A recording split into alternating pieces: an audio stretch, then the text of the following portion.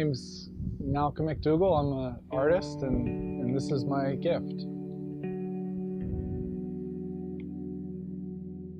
Kind of as long as I can remember, as a little kid, I loved playing with blocks. I got a lot of enjoyment out of doing that and kind of inventing universes. And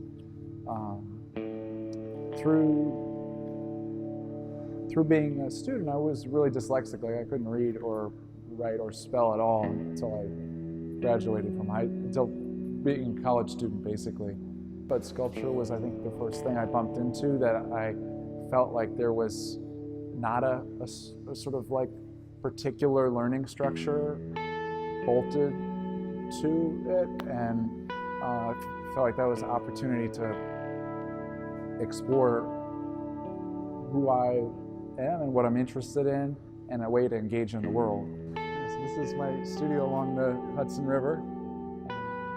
So behind you, the building kind of acts as a movie theater with the water. A lot of the sculptures I make look and feel like segments of some of the stuff that washes up, like bits of landscape, the surface of cracked concrete. So I'll show you a few of those. In the back, there's also a foundry where we do metal casting, which is the way we make these sort of bronze objects that are on the floor. These are fragments that are still a little bit unresolved, but I like to let things sit for a little while. One of the things that interests me about sculpture is the kind of mobility that you have within it as a field. Like you can adventure into different areas of your own experience and try and create bridges to other things in the world, whether it be landscapes, rocks, stones, scaffolding structures.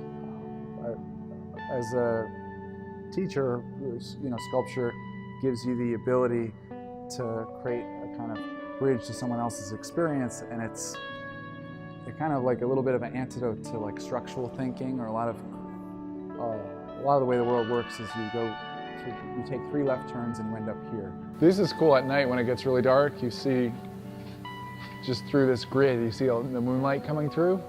It's pretty cool. So this object and these 2 panels here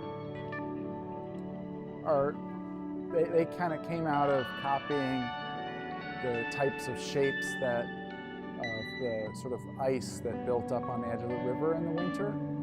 They started out together, and then eventually these 2 started feeling very comfortable leaning up against the wall, and it's called matching windows, matching doors. The other one on the floor behind this rock is something that I brought in from outside that kind of informs, or I hope to use it as a way of relating one of these objects to the ground. So it's kind of like really lovely how this sort of happens.